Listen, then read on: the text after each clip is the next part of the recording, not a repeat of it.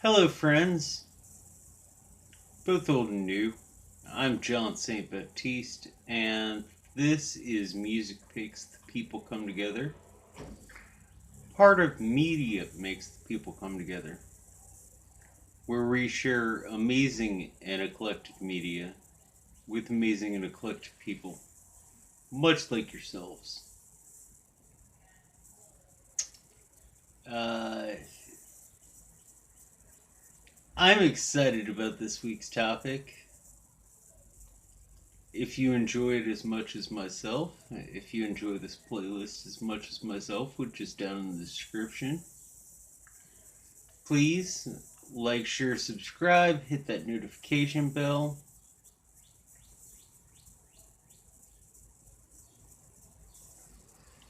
Uh, Let me know you like me. Let YouTube know you like me. But in the meantime,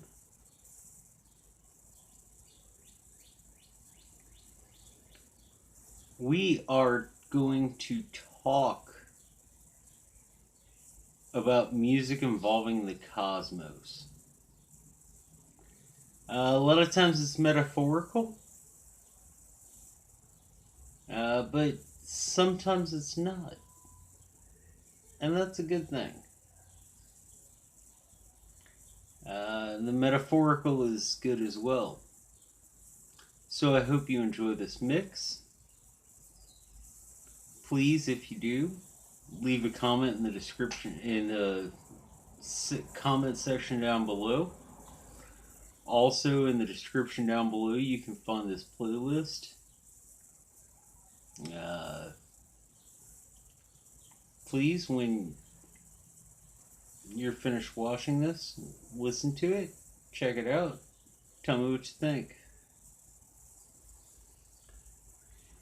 So, music about the cosmos. It's a metaphor that has been used since ancient times to describe so many things. But these are some of my favorite songs. You have favorite tracks? Once again, going to that comment section down below. Share them with me. Let me know. As always, if you have any music you would like for me to listen to, please share it with me. That's what this channel's about. I share things with you, you share things with me, we share things with each other, and a good time is had by all. So, getting down to the music.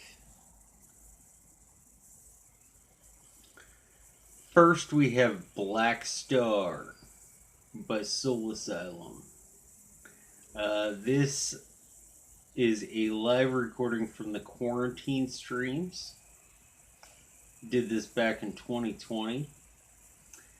It's never been recorded on a normal album, as far as I know.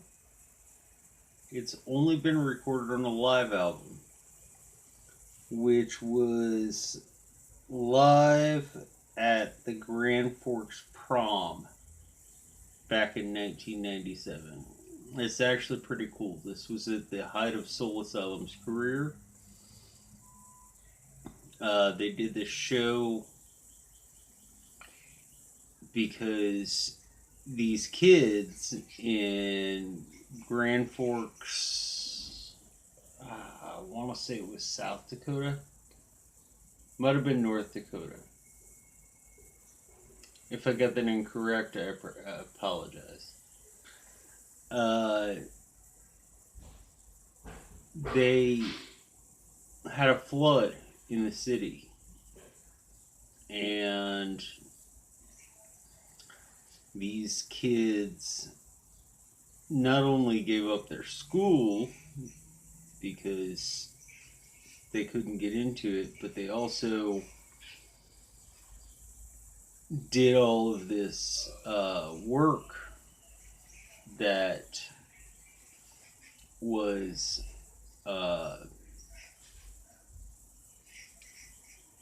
helpful to people who had suffered from this flood.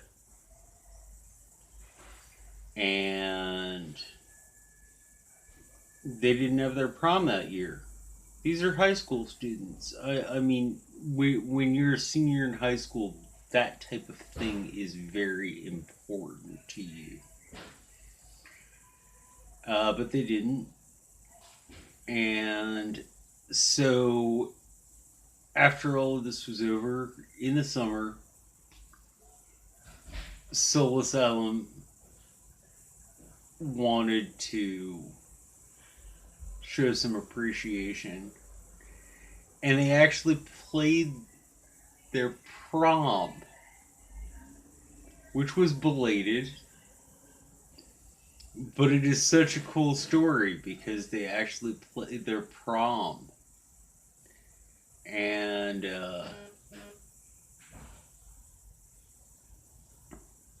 you know, that's just such a cool show of appreciation for something like that. So this is Black Star. I love this song. And yeah, as far as I know, that's the only proper CD or album recording of it is on that album. Next, we have Orion by Metallica. This is off of Metallica's 1986 masterpiece, Master of Puppets.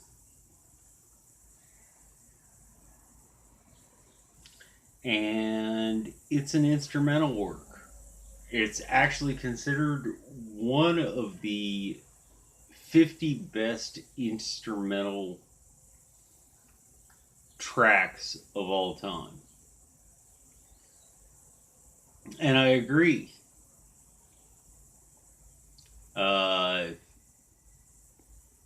It is so well done.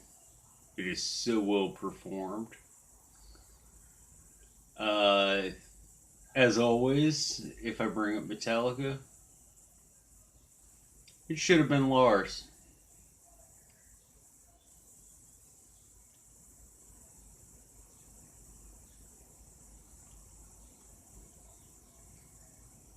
Next, we have Bad Company doing Shooting Star live at Wembley. And Paul Rogers, who is the singer of the band, wrote this song. It was a dedication to a lot of the artists in the late 1960s, early 1970s who passed away due to drug and or alcohol overdoses. So have your fun, but please be careful and just avoid anything that comes in a needle. It's just not a very good idea. But yeah, this is a great song, and as always, I love songs that tell a story. The original version is off of their second album, Straight Shooter. And I think it's one of their best. Next, we have my lads, Pink Floyd, doing Brain Damage Eclipse, which are the last two tracks on The Dark Side of the Moon, which is considered a quintessential album. In fact, it's one of the greatest selling albums of the 20th century. It spent more time on the top 100 than any album ever has. As far as I know, that's still the case now. It certainly was in the 20th century, though. It came out in 1973. It's on the album The Dark Side of the Moon. The programming for this was done by Alan Parsons, who, as a keyboardist, I look at as one of the greatest music creators of all time. Alan Parsons, so amazing.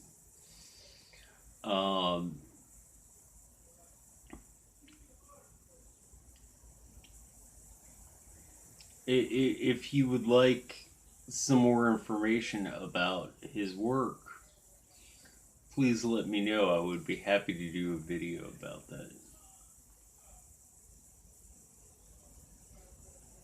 Also, they hired Claire Torrey to do the backing female vocals on this album. And oh my god, her voice is so amazing. This album would not be what it is without her. And she just absolutely made it. And so many of these songs are so iconic. But yes, Brain Damage Eclipse. There is no Dark Side of the Moon. Matter of fact, it's all dark.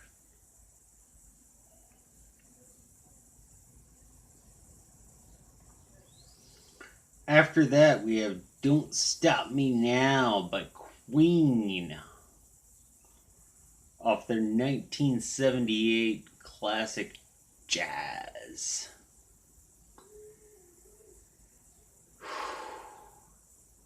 This is fun. This is a really fun track. It's just enjoyable, and I really like...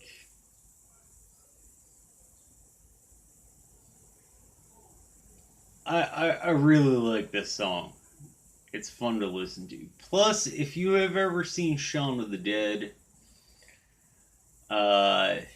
you cannot look at this song the same way. That's all I have to say. If you have not seen Shaun of the Dead, A, watch that movie. B, you will totally understand why I can't hear this song and look at it exactly the same way as I used to. After that, we have The Killing Moon by Echo and the Bunnymen.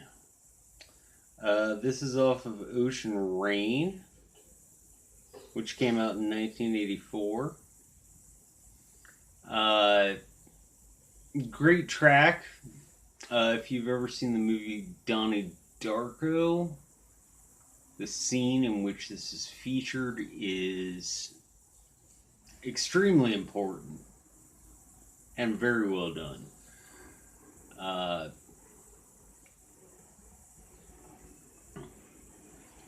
Plus, what's really cool, listening to it in my youth, I always realized that the music sounded very familiar. And it is arrangements of Space Oddity by David Bowie, done backwards, which I think is cool as hell. Now, I didn't originally have Ocean Rain. I was introduced to Echo and the Bunnymen back in high school, and I got Songs to Learn and Sing, which is a collection of their singles. And so that's how I was introduced to it on my cassette tape. Listening. And then when I graduated, I, moved it up to my LP collection. But it's a very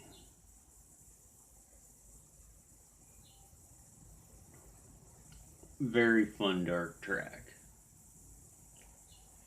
Now, as I said, this is based on Space Odyssey, very loosely, by Space Oddity by David Bowie, which was done for his 1969 self-titled album, David Bowie.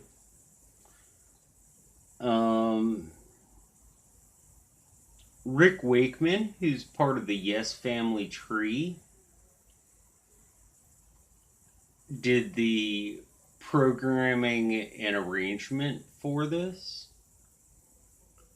which is awesome and amazing. And Rick Wakeman is absolutely unbelievable. If you are interested, I can do a video about the Yes Family tree, but it's going to be about an hour long because everyone and their mom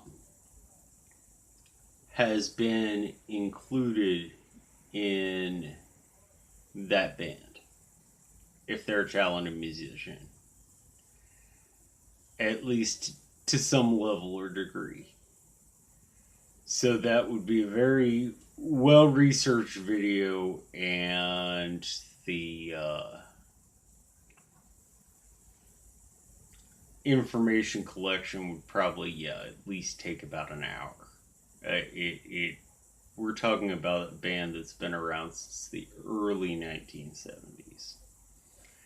But, Rick Wakeman did the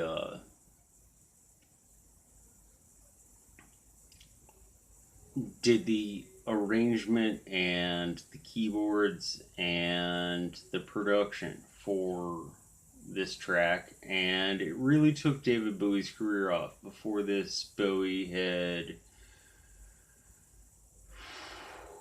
put out a couple albums, had a few singles, but none of them were quite successful. They're actually, a lot of it's quality work.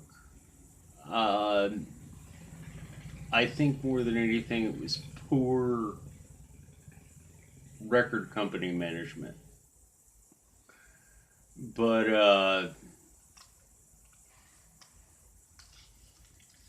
hey, that's the way things go. Next.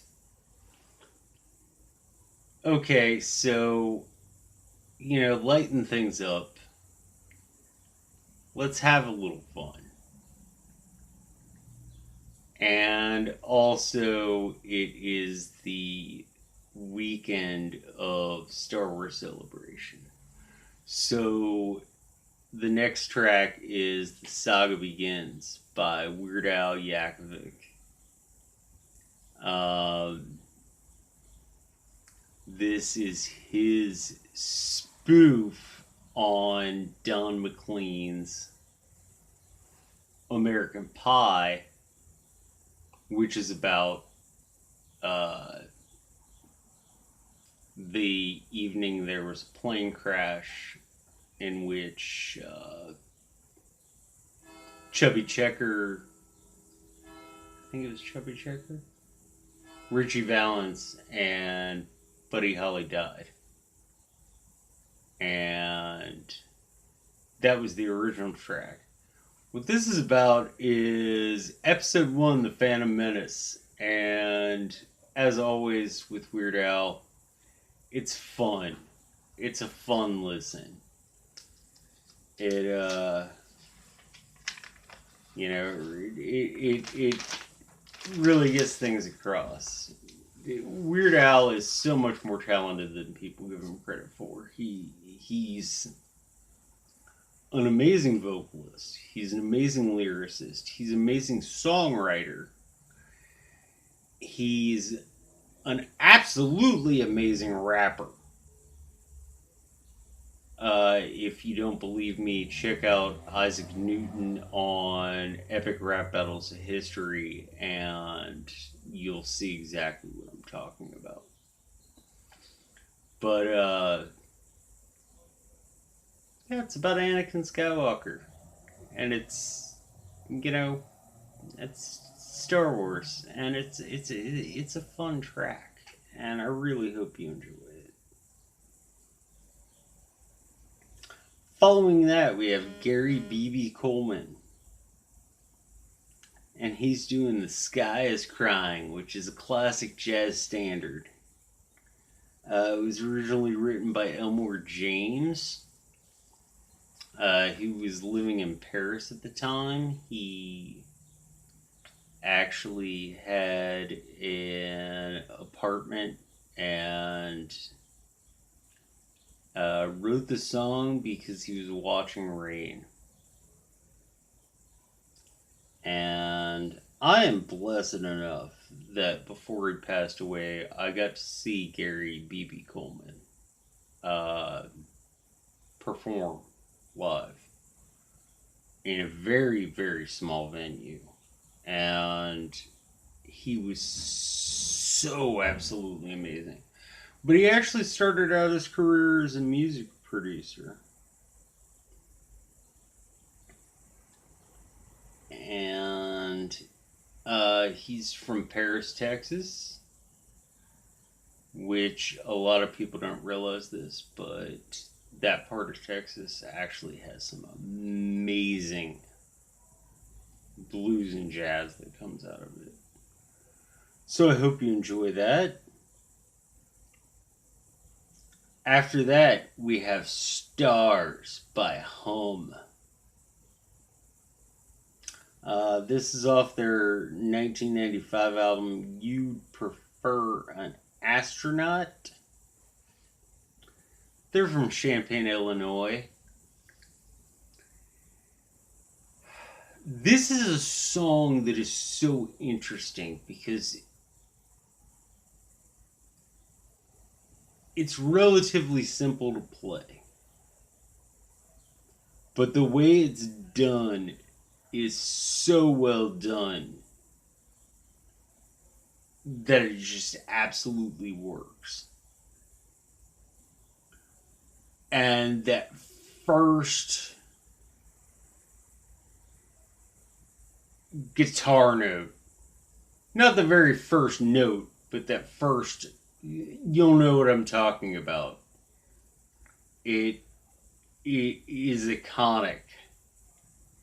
And oh gosh, I love this track. I love this album. My little brother absolutely actually introduced me to this band. This was back in '95, so I would have been a junior in high school, and he was like in junior high, and he was like, "You gotta check these guys out. You'll do the hell out of them." And I did. And I did. And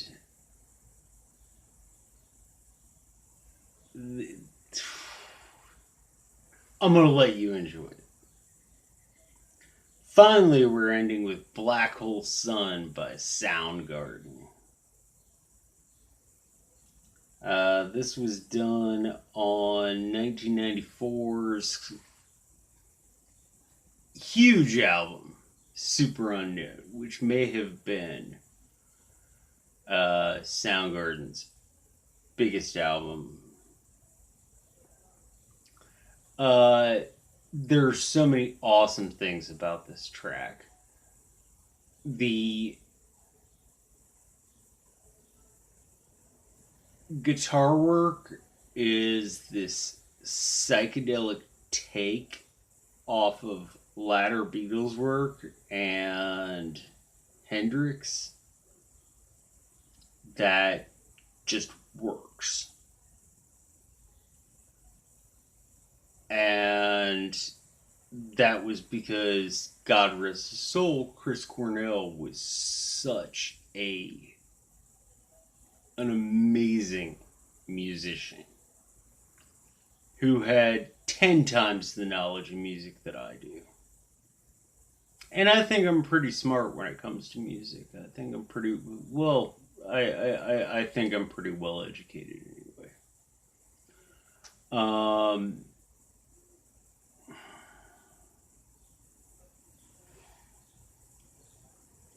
As I said, it leads back to a lot of the latter Beatles work. It leads to a lot of Hendrix.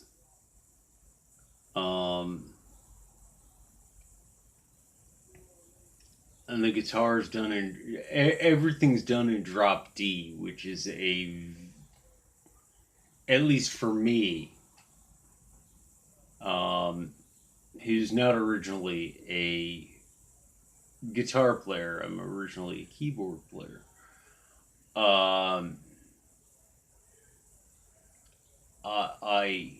I find a very hard key to play in, but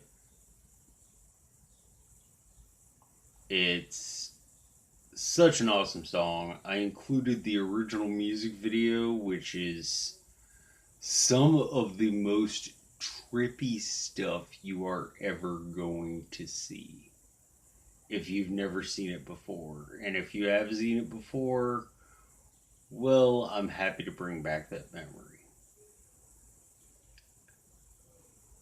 As always, there's an Easter egg at the beginning and the end of every playlist, and I hope you enjoy those.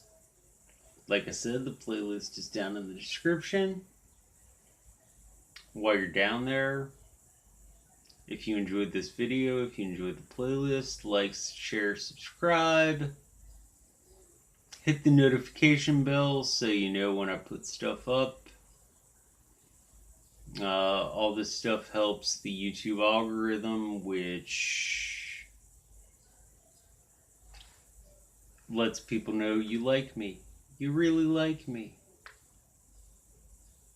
By the way, I did find out.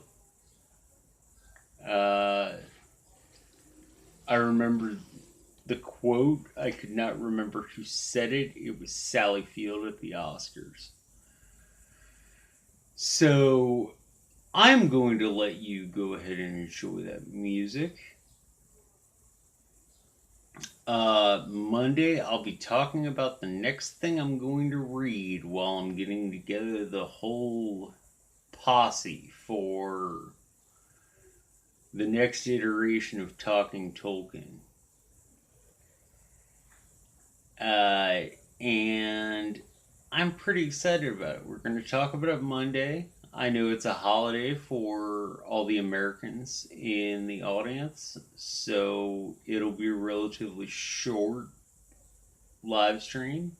But if you could come, participate, tell me what you think, tell me some ideas you have, that would be fantastic. In the meantime, I'm going to let you go ahead and enjoy this music. And if you would be so kind, please, POUR, be excellent to one another. And party on.